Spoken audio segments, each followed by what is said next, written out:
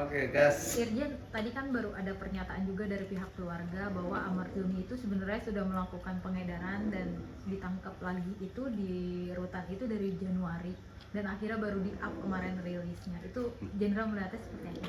Gini ya. Terlebih dahulu Assalamualaikum warahmatullahi wabarakatuh. Selamat malam dan salam sejahtera untuk kita semua.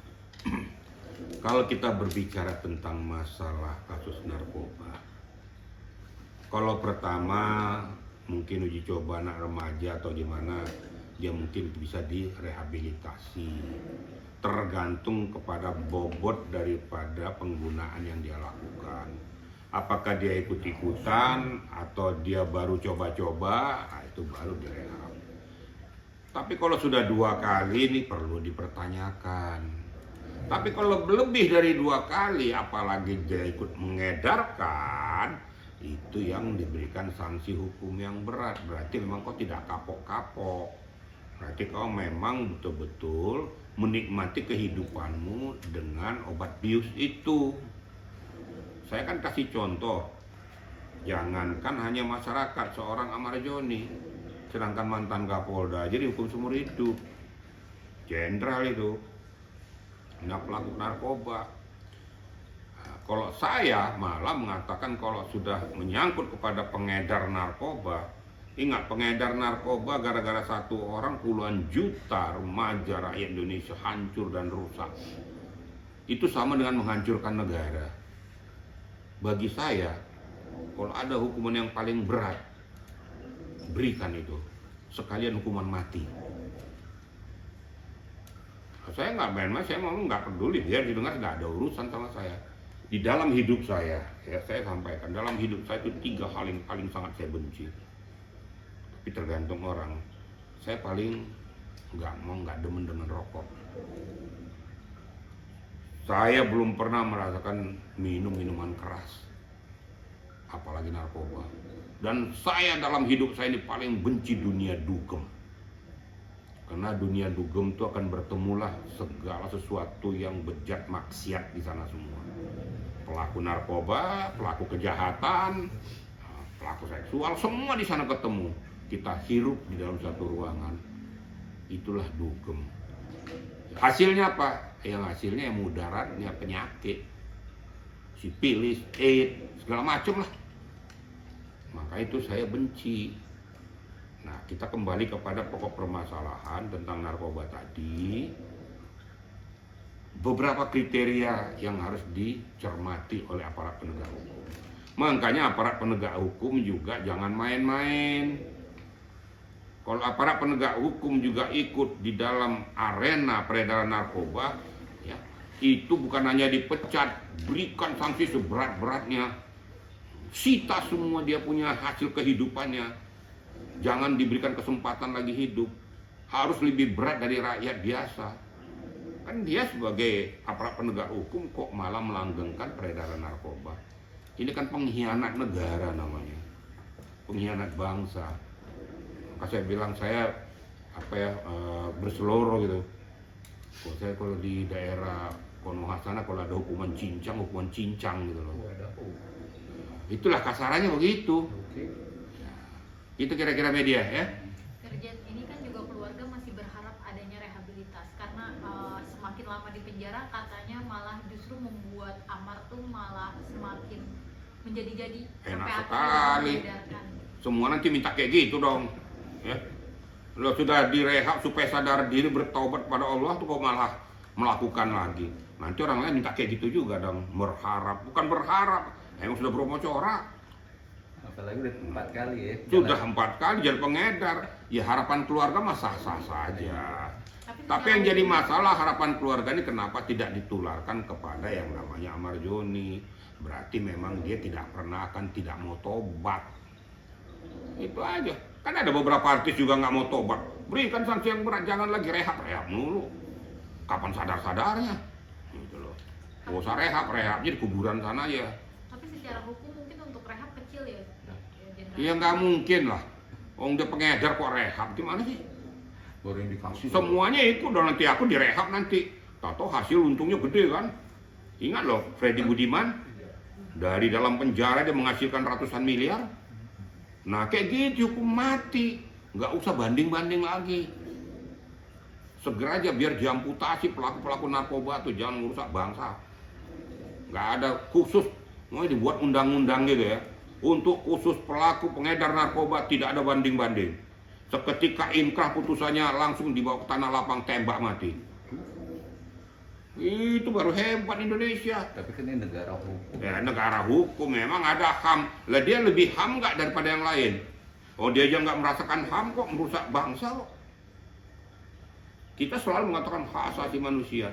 Nah dia aja nggak memikirkan hak asasi manusia itu kepada orang lain. Tapi kan ini masih ada perdebatan antara penjual sama pembeli aset atau siapapun. Tidak, jaksa juga masih memperdalam atau kepolisian penyidik benar atau tidak. Yang mau jadi Lah kan saya udah bilang, saya udah ngerti kemana. Iya. Apabila terbukti, kan saya bilang, tentunya kan perlu mau diperdalam, kayak mau sedalam apa kayak. Kalau memang sudah terbukti, lakukan langkah tindak lanjut. Tapi kalau memang tidak terbukti, ya jangan dipaksakan. Tapi kalau memang dugaan terbukti, barang sampai masuk di ranahnya itu nggak penegak hukum, apalagi di lapas, itu buat jadi pertanyaan. Nah, Pak Jenderal gimana tuh? Lah, ini yang perlu diverifikasi petugas-petugas lapas itu. Kenapa sampai jebol? Ingat nggak dulu lapas yang jebol tuh diberikan sanksi? Nah, sebenarnya petugas lapas yang membuat bisa beredarnya langgengnya peristiwa pidana itu yang dihajar, bukan dipecat lagi, berikan sanksi 2 kali lipat sama dia. Maka saya bilang tadi bahwa petugas-petugas yang melanggengkan peristiwa ini diberikan sanksi 10 kali lipat daripada masyarakat biasa. Bro, kalau saya masalah narkoba saya keras ya. Saya nggak main-main kalau masalah itu. Karena ini perusak bangsa, perusak generasi muda. Tapi Pak Jenderal melihat posisi ini, ya kan melihat bahwa ini kan di dalam ranahnya penegak hukum barangnya itu. Kalau ini tuh hanya isu-isu yang beredar, nggak mungkin ya? Kan saya sudah katakan mau itu isu, mau itu apa, apabila kembali lagi. Kan itu kan perlu pembuktian. Itu dia. Nah, kalau memang tidak terbukti Amarjoni ya juga jangan dipaksakan. Ini kan katanya dia melakukan apa sebagai salah satu pengedar. Sekarang dicari linknya pengedarnya seperti Freddy Budiman. Dicari linknya kemana? Ada dari Australia, ada dari luar negeri, ada dari Nigeria. Karena ada nanti dicari dengan IT tadi. Nanti kalau ada benang merahnya betul dia memang salah satu pengedar baru dilakukan. Tapi kalau tidak, jangan juga fitnah. Kan gitu. Tapi kalau terbukti, mainkan, hajar gitu loh. Tapi cara penjualan ini dengan alat yang kita kan nggak terdeteksi loh, aplikasi yang non pendaftaran.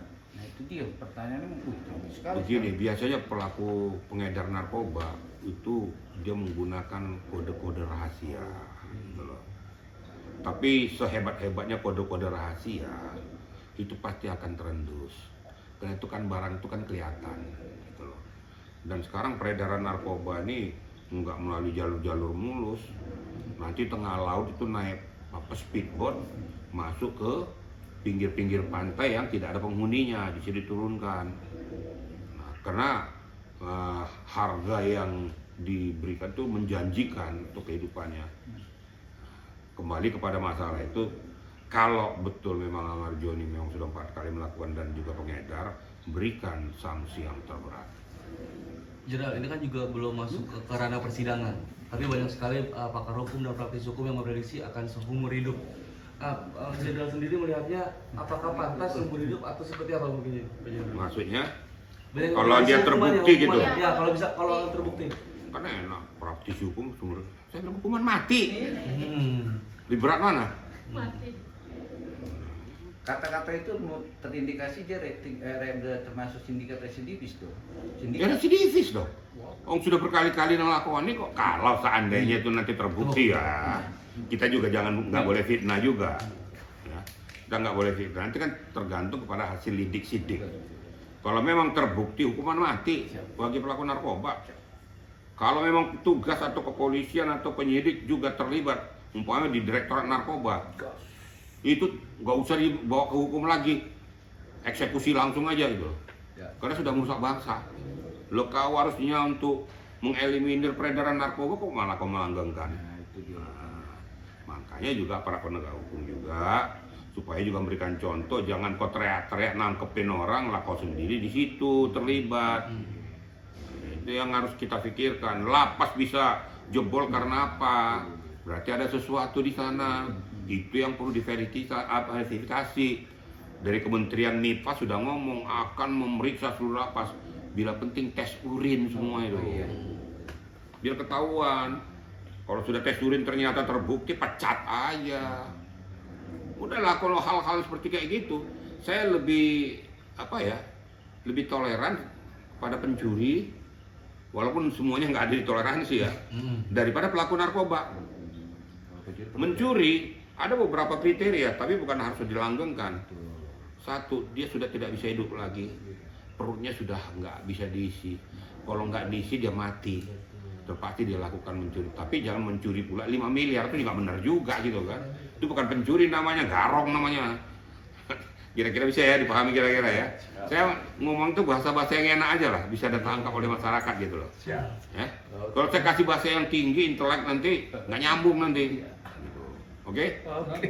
Mampus.